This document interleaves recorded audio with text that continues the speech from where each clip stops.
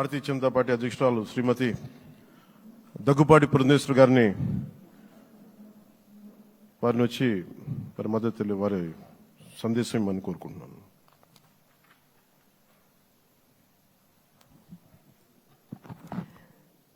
సభాయ నమః అంటూ సభాసదస్సుకు నమస్కరిస్తూ సభాధ్యక్షులు సోదరులు అచ్చెన్నాయుడు గారికి,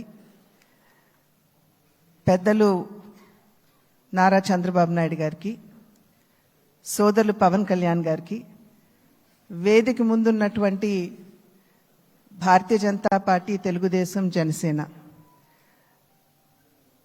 ప్రజలచే ఎన్నుకోబడినటువంటి మీ అందరికీ పేరు పేరున ముందుగా నా నమస్కారాలు నేను తెలియజేస్తున్నాను. అనూహ్యమైనటువంటి విజయాన్ని మనం సాధించడం జరిగింది. పవన్ కళ్యాణ్ గారు మాట్లాడుతున్నటువంటి సందర్భంలో తెలియజేశారు.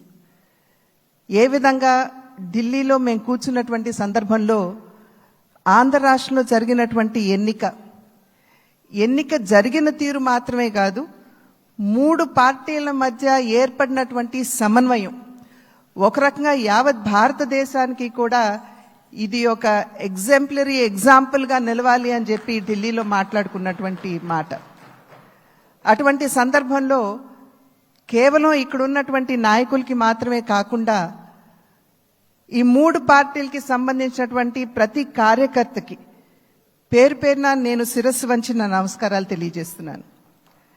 అదేవిధంగా తెలుగు ప్రజలు గడిచిన 5 సంవత్సరాల కాలంలో వారు ఎదుర్కొన్నటువంటి సమస్యలు, ఒక విధ్వంసకర పాలన, విద్వేషపూరిత పాలన, కక్షపూరితమైనటువంటి పాలన ఎదుర్కొన్నటువంటి సందర్భంలో అభివృద్ధి అన్న పదానికి అసలు అర్థం లేకుండా పోయినటువంటి నేపథ్యంలో సంక్షేమం, నిజమైనటువంటి సంక్షేమం అన్నది ప్రజలు దూరమైనటువంటి సందర్భంలో విసిగి వేసారిపోయినటువంటి ప్రజలందరూ కూడా మనం ఊహించలేదు.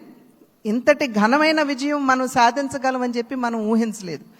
ఖచ్చితంగా అధికారంలోకి వస్తాము అనేటువంటి భావన ప్రతి ఒక్కరిలో ఉన్నప్పటికీ, ప్రతి నాయకుడికి వచ్చినటువంటి మెజారిటీని ఒక్కసారి మనం చూసినట్లయితే ప్రజలు ఒక కసితోటి ఎట్లాగైనా సరే ఈ యొక్క ప్రజా వ్యతిరేక పాలనకి అంతం పొందించాలి, జగన్మోహన్ రెడ్డి అనేటువంటి ఒక రాక్షసుడు ఎవరైతే పరిపాలిస్తున్నారో ఇంటికి పంపించాలి అనేటువంటి భావన ఏదైతే వారి మనసులో కరుడుగట్టి ఉన్నదో అది వారు బయటికి చెప్పకనే వారు ఓటు మాధ్యమంగా తెలిపినటువంటి నేపథ్యంలో వారందరికీ కూడా, తెలుగు ప్రజలందరికీ కూడా నా ధన్యవాదాలు నేను తెలియజేస్తున్నాను. ఒక పక్క అనూహ్యమైనటువంటి విజయం అని చెప్పి మనం అందరం చాలా సంతోషపడినప్పటికీ, రెండవ పక్కన మనం ఈ విజయం నుండి నేర్చుకోవాల్సినటువంటి పాఠాలు కూడా ఉన్నాయి అని చెప్పి గ్రహించవలసినటువంటి అవసరం ఉన్నది అని చెప్పి గట్టిగా విశ్వసిస్తున్నాను నేను. ఎందుకంటే ఎప్పుడైతే రాష్ట్ర అభివృద్ధిని మనం పట్టించుకోకుండా ప్రజల్ని నిజమైనటువంటి సంక్షేమానికి ఎప్పుడైతే మనం దూరం చేస్తామో, మాకు తెలుసు ఏ విధంగా నిర్ణయం చేయాలి అని చెప్పి ప్రజలు ఈ ఎన్నికల్లో ఓట్ల మాధ్యమంగా వారు మనకి ఒక హెచ్చరిక ఇచ్చారు అని చెప్పి నేనైతే భావిస్తున్నటువంటి నేపథ్యం. కనుక ఈ యొక్క అనూహ్యమైనటువంటి విజయాన్ని, ఈ పరిణామాన్ని మనం గెలిచాము, అధికారంలోకి వచ్చాము అనేటువంటి భావన కన్నా ప్రజాహిత పాలనని, సుపరిపాలనని ఏ విధంగా ప్రజలకు అందించాలి అనేటువంటి విషయం మీద ఖచ్చితంగా మనం అందరం కూడా దృష్టి కేంద్రీకరించవలసినటువంటి ఆవశ్యకత చాలా ఉంది. ఆ సందర్భంలో ఈ 3 పార్టీల యొక్క కలయిక, ఒక్కసారి 3 పార్టీల యొక్క ఆలోచన విధానాన్ని కనుక మనం తరిచి చూసినట్లయితే, భారతీయ జనతా పార్టీ ఆది నుండి కూడా, ఎప్పుడైతే భారతీయ జనతా పార్టీ ఏర్పడిందో ఆనాటి నుండి కూడా సబ్కే సాత్ సబ్కా వికాస్ అనేటువంటి ఒక సంకల్పంతో ముందుకు వెళ్తున్నటువంటి వైనం మనందరికీ తెలుసు. అదేవిధంగా నందమూరి తారక రామారావు గారు తెలుగుదేశం పార్టీని స్థాపిస్తున్నటువంటి సందర్భంలో సమాజమే దేవాలయం, పేదవాడే దేవుడు అనేటువంటి ఒక విశ్వాసంతో ప్రజల మధ్యకు వచ్చినటువంటి నేపథ్యం. అదేవిధంగా జనసేన ఆవిర్భావం చూసినా కూడా సమాజంలో ఎక్కడైనా సరే పేదవాడికి సాధారణ పౌరుడికి గనక అన్యాయం జరిగినట్లయితే గళం విప్పి ప్రశ్నిస్తాము అంటూ ముందుకు వచ్చినటువంటి నేపథ్యం. కనుక ఈ మూడు పార్టీల యొక్క ఆవిర్భావం, వారి యొక్క ఆలోచన విధానం చూసినట్లయితే ఒకే దిశలో ఒకే రకంగా ఉన్నటువంటి విషయాన్ని మనం గమనించాలి. అంటే సమాజంలో ఉన్నటువంటి సాధారణ పౌరుడికి న్యాయం చేయాలి, పేదవాడికి నిజమైనటువంటి సంక్షేమాన్ని అందించాలి అనేటువంటి లక్ష్యం ఈ మూడు పార్టీలకు ఉన్నటువంటి సందర్భంలో ఈ మూడు పార్టీల యొక్క కలయిక నిజంగా ఒకంత ఆలస్యమైనా కూడా ఇది రాష్ట్రానికి చాలా అవసరమైనటువంటి కలయిక అని చెప్పి నేను భావిస్తున్నాను.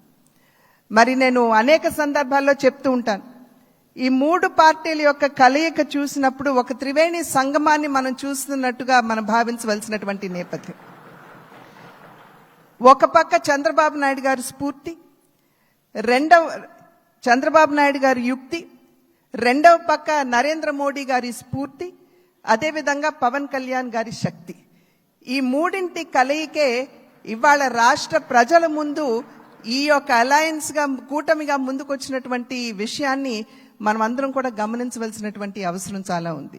ఇందాక చెప్పినట్లుగా ప్రజా సంక్షేమ పాలనని, సుపరిపాలనని ఏ విధంగా ప్రజలకు అందించాలి అనేటువంటి విషయం మీద దృష్టి పెడుతూ కక్షపూరితంగా ముందుకు వెళ్లకుండా మనం కూడా మన కార్యకర్తలకి తెలియజేస్తూ వారిని కూడా ఒకంత శాంతింపపరుస్తూ, ఎందుకంటే గడిచిన 5 సంవత్సరాల కాలం వారు ఎదుర్కొన్నటువంటి సమస్యలు ఏదైతే ఉన్నాయో, ఇబ్బందులు ఏవైతే ఉన్నాయో వాటి నేపథ్యంలో ఒకంత అత్యుత్సాహం కావచ్చు ముందుకు వచ్చి మరి ఏ విధంగా మనం ముందుకు వెళ్ళాలి అనేటువంటి అంశం మీద దృష్టి సారిస్తున్నటువంటి సందర్భంలో మనం సంయమనాన్ని పాటించడం మాత్రమే కాకుండా మన కార్యకర్తలు కూడా మనం సమయాన్ని పాటించవలసినటువంటి ఆవశ్యకతని వారందరికీ తెలియజేయవలసినటువంటి బాధ్యత మన మీద ఉన్నది అని చెప్పి తెలియజేస్తూ, ఏదైతే ఇప్పుడు సోదరులు పవన్ కళ్యాణ్ గారు మరి ప్రతిపాదించారో చంద్రబాబు నాయుడు గారిని మన నాయకుడిగా ఎన్నుకోవటం, నేను దాన్ని సమర్థిస్తున్నాను అని చెప్పి తెలియజేస్తూ